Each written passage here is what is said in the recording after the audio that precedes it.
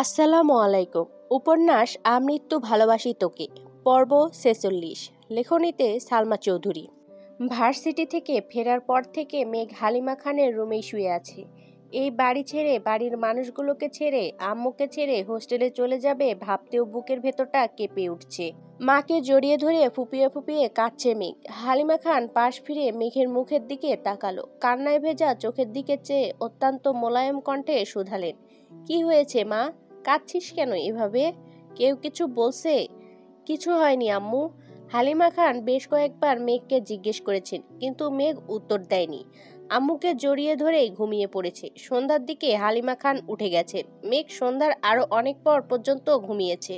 ইদানিং মন খারাপের কারণে ঠিকমতো খাওয়া দাওয়া করে না মেয়েটা। শরীরও অনেক দুর্বল হয়ে গেছে। আবির সন্ধ্যার দিকে বাসায় ফিরেছে। মেঘের রুমের সামনে দিয়ে যাওয়ার সময় নজর পড়ে মেঘের রুমের দরজা খোলা, ফোনটাও বিছানার উপর পড়ে আছে। গতকাল রাতে ধমক দেওয়ার পর থেকে এখনো মেঘকে দেখেনি আবির। মেঘের রুমে পা বাড়ালো, কিন্তু মেঘ কোথাও নেই। ফাঁকা রুম দেখে আবিরের বুকটা মোচড় দিয়ে উঠেছে। নিচে মিম আর আদি খেলতেছে, ওখানে মেঘ নেই, রুমেও নেই, ফোনটাও রুমে ফেলে গেছে। রুম থেকে বের হওয়ার জন্য ২ কদম এগোতেই মেঘের ফোনে কল বেজে উঠেছে। আবির ঘাড় ফিরিয়ে তাকালো ফোনের দিকে। মিনহাজ নামে সেভ করা নাম্বার দেখে আবিরের মেজাজ চরম মাত্রায় খারাপ হলো। কল রিসিভ করতেই ওপাশ থেকে মিনহাজ বলে ওঠে, কিরে তুই কি বাসায় বলছিস? বাসার মানুষ রাজি হইছে? কবে আসতেছিস তাহলে?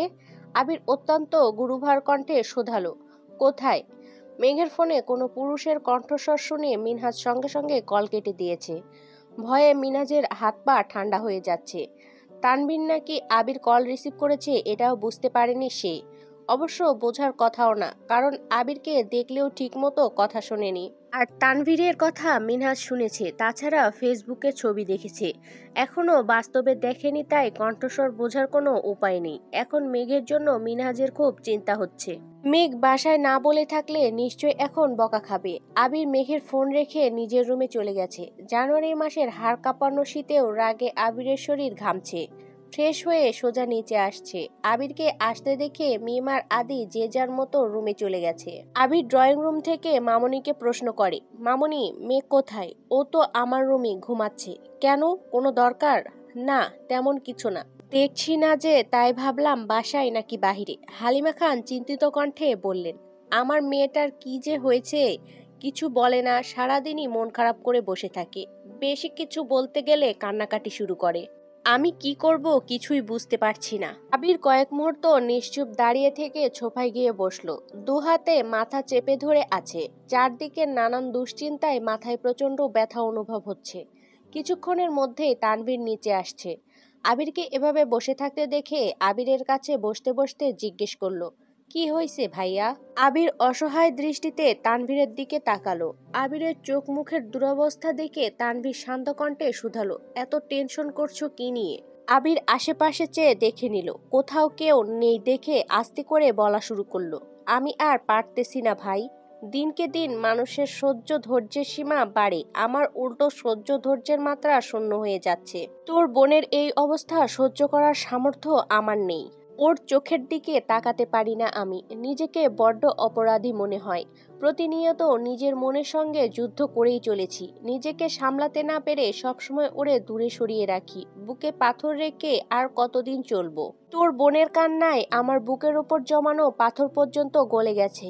আমি এমনই অভাগা যে মনের রাজ্যের রানীকে তার প্রাপ্য অধিকারটুকু দিতে পারছি না। ওর দু চোখের পানি মুছে বলতে পারছি না, আজকের পর তোকে আমার কারণে কাঁদতে হবে না।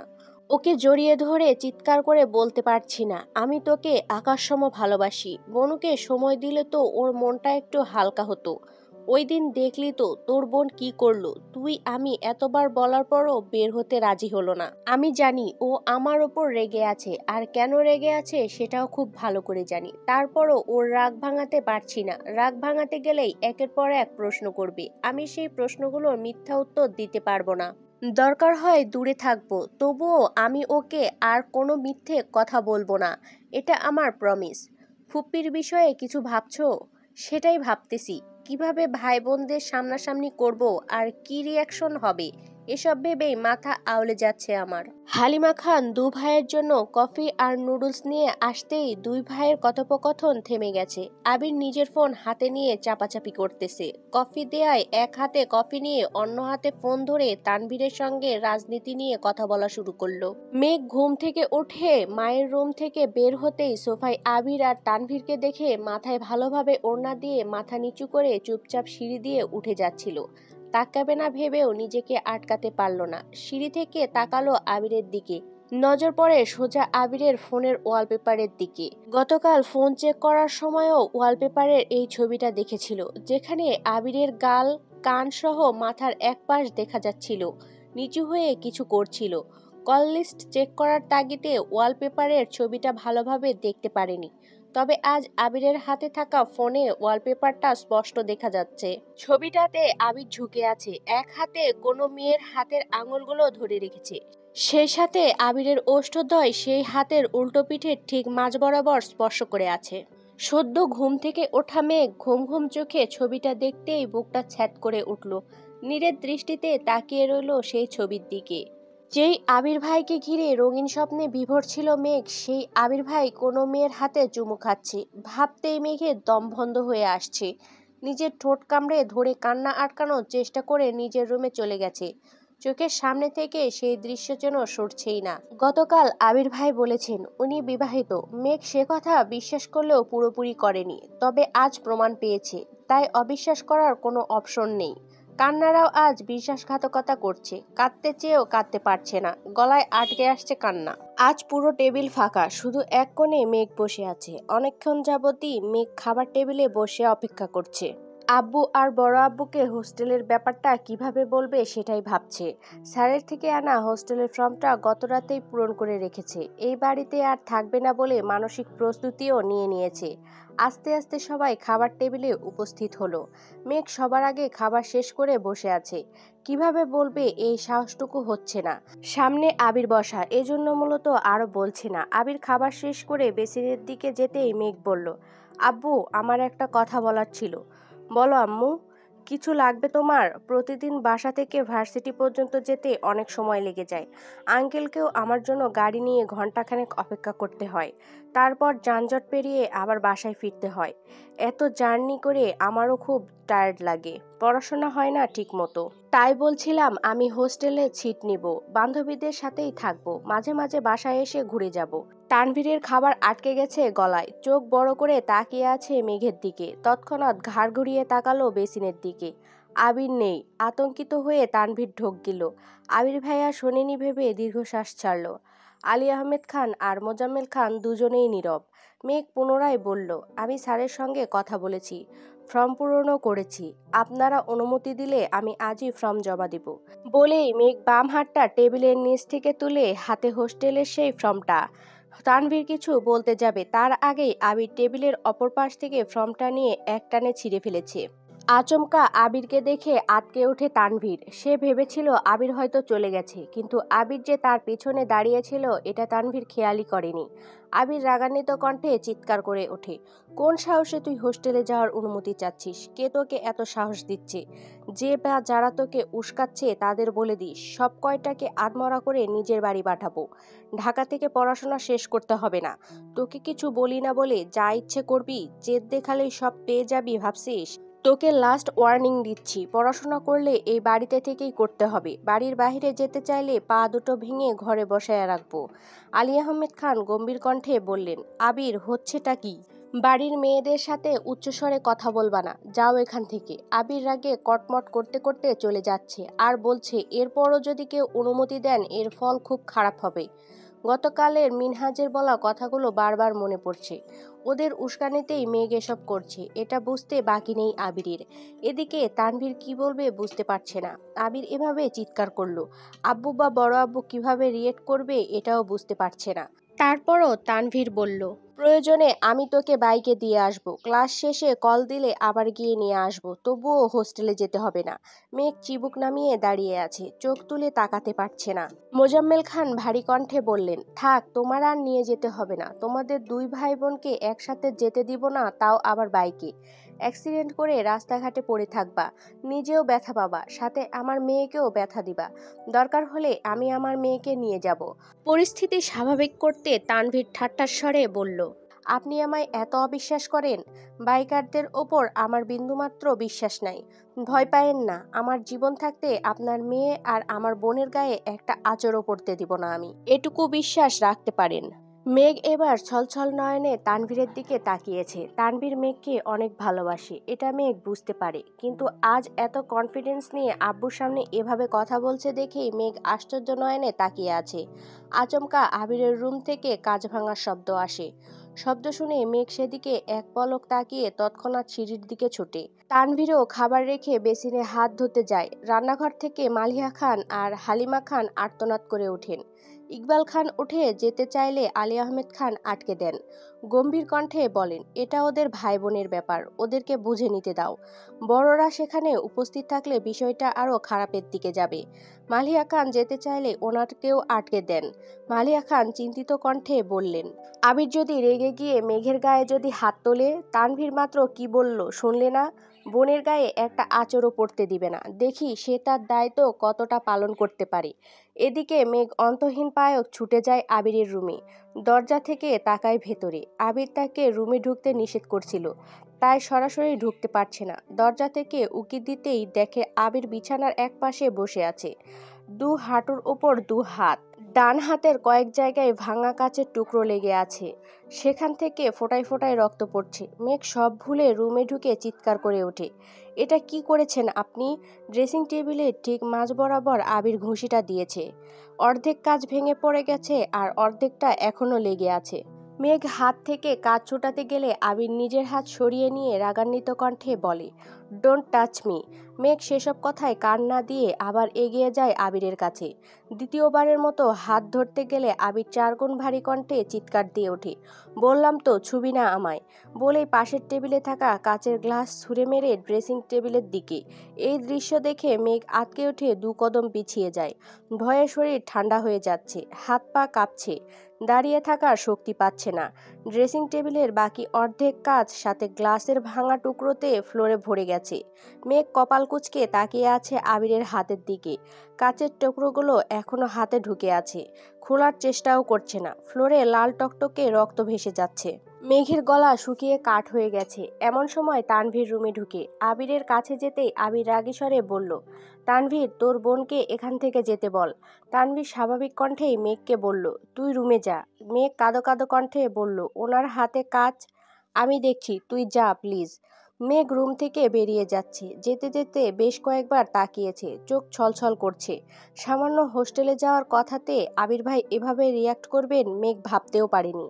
আজ ভার্সিটিতেও যায়নি। মিনহাজ, সাদিয়া, মিষ্টি অনেকবার কল দিয়েছে, কলও রিসিভ করেনি। তানভীর আবিরের হাত পরিষ্কার করে একজন ডাক্তার এনে ব্যান্ডেজ করিয়েছে। মেঘ সারাদিনেও রুম থেকে বের হয়নি। সন্ধ্যার পর তানভীর মেঘের রুমে আসছে।